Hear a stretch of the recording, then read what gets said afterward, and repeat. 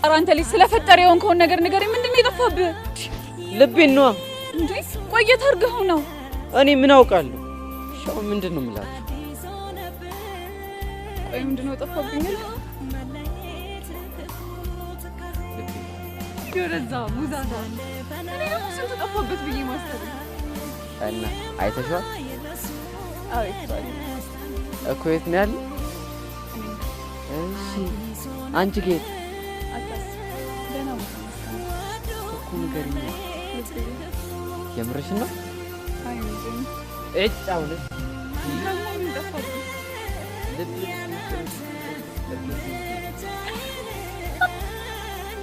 የምርህ ነው? እና ምን ላድርግልህ? ይኸውልሽ ያው ተመለስኩኝ